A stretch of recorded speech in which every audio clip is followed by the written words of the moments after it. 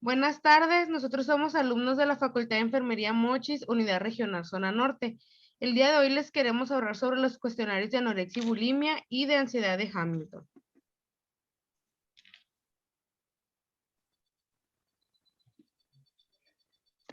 Iniciaremos hablándoles un poco sobre lo que es el concepto de la anorexia y la bulimia. La anorexia y la bulimia son padecimientos relacionados con la alimentación que van derivados mediante factores culturales, psicológicos, emocionales y económicos.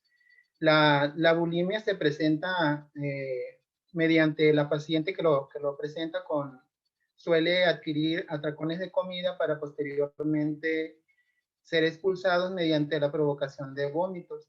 También puede adquirir a lo que es a laxantes y al uso en exceso de ejercicio. Y esto repercute a la pérdida de peso, provocando múltiples alteraciones en la persona.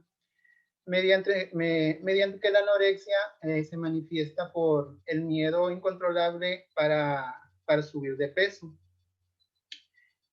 Para medir lo que es la anorexia y la bulimia, pues está lo que es un cuestionario de cribado de anorexia y bulimia.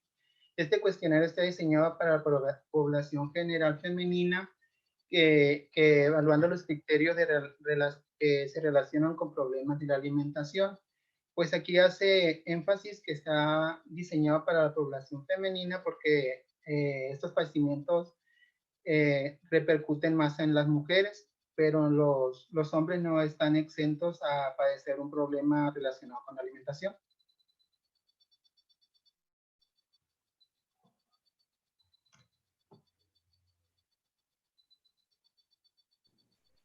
A continuación, yo les hablaré sobre lo que es el instrumento.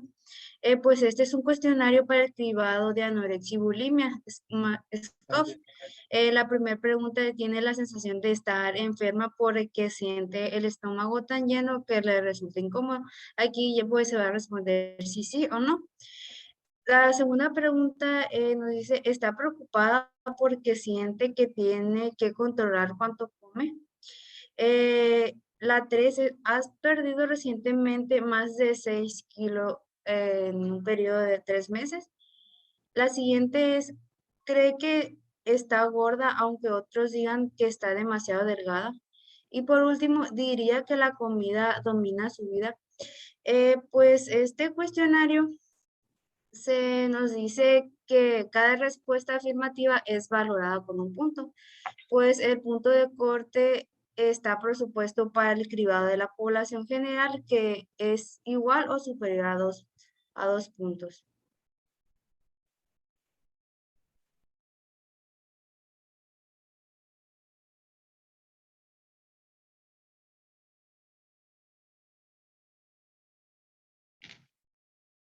Seguimos con la escala de ansiedad de Hamilton. Esta es una escala que nos ayude a medir lo que viene siendo el tipo de ansiedad, ya sea psíquica o sea somática, que estos van a ayudarnos a medir dos tipos de ansiedad y así poder clasificar al paciente. Soy Brian Alexis Quintero Cañudo y continuaremos con lo que es la puntuación de Ana. Se trata de una escala heteroadministrada por un clínico tras una entrevista. El entrevistador pauta de 0 a 4 puntos cada ítem, valorando toda la intensidad como la frecuencia del mismo. Se puede obtener además dos puntuaciones que corresponden a ansiedad psíquica, ítems 1, 2, 3, 4, 5, 6 y 14. Y ansiedad somática, el ítem 7, 8, 9, 10, 11, 12 y 13. Es aconsejable distinguir entre ambos a la hora de valorar los resultados de la misma. No existen puntos de corte, una mayor puntuación indica una mayor intensidad de ansiedad. Esta es sensible a las variaciones a través del tiempo y o tras recibir el tratamiento. Se dice que estos dos tipos de ansiedades nos van a ayudar a medir lo que viene siendo, como les comentamos, lo psíquico y lo somático. La ansiedad psíquica va a ser caracterizada por ataques de pánico de extrema ansiedad que van a ser de manera inesperada. Y la ansiedad somática se va a presentar cuando una persona sienta una ansiedad extrema exagerada pero esta va a ser a causa de circunstancias físicas y la persona sí llega a sentir que no puede realizar actividades que suele realizar durante la vida diaria. Este cuestionario se suele basar en 14 preguntas o 14 ítems en los cuales se van a evaluar desde ausente, leve, moderado y muy grave o incapacitante para realizar las actividades. La primera pregunta la estamos tomando en cuenta como un estado de ánimo ansioso, que vienen siendo las preocupaciones, la anticipación de lo peor, la presión o la anticipación temorosa y la irritabilidad. Y le estaríamos dando solamente una respuesta de acuerdo del 0 al 4 como el paciente lo siente en el momento. La segunda pregunta sería la tensión, que son las sensaciones de tensión, imposibilidad de relajarse o reacciones con sobresalto, llanto fácil, temblores o sensación de quietud. También nos encontramos con los temores a la oscuridad, a los desconocidos, a quedarse solos o a los animales grandes y al tráfico o a las multitudes. 4, el insomnio, que es la dificultad para dormirse, el sueño interrumpido y el sueño insatisfactorio y el cansancio al despertar. 5, intelectual o cognitivo, que va a ser la dificultad para concentrarse y la mala memoria. 6, el estado de ánimo deprimido, que es la pérdida de interés, la insatisfacción en las diversiones, depresión, el despertar antes o cambios de humor durante el día. 7, síntomas somáticos generales musculares, dolores y molestias musculares, rigidez muscular, contracciones musculares, sacudidas clónicas, el crujir de dientes y la voz temblorosa.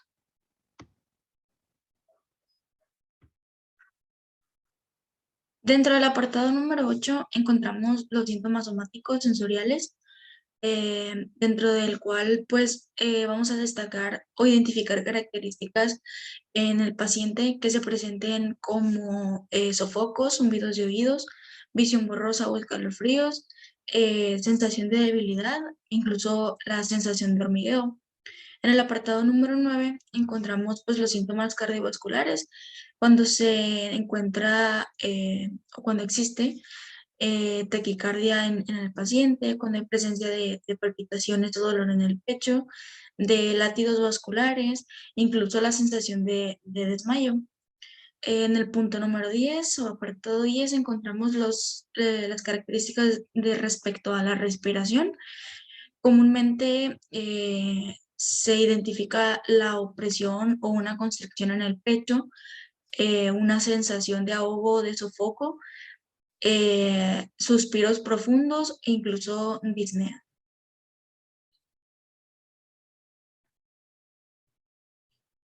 En el apartado número 11 se encuentran los síntomas gastrointestinales.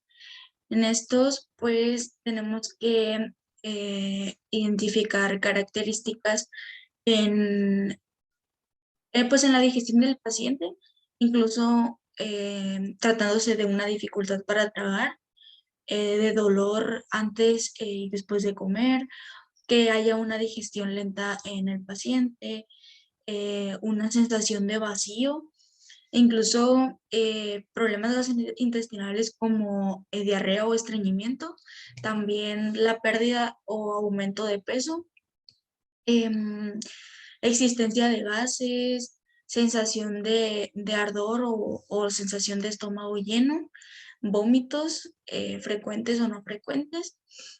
Y en el apartado 2 encontramos pues los síntomas genitourinarios, que tratan sobre identificar si hay una micción frecuente, con urgencia, si hay amenorrea, si hay una aparición de la frigidez, incluso la eyaculación precoz entraría en este apartado, también pues la ausencia de erección y la impotencia sexual.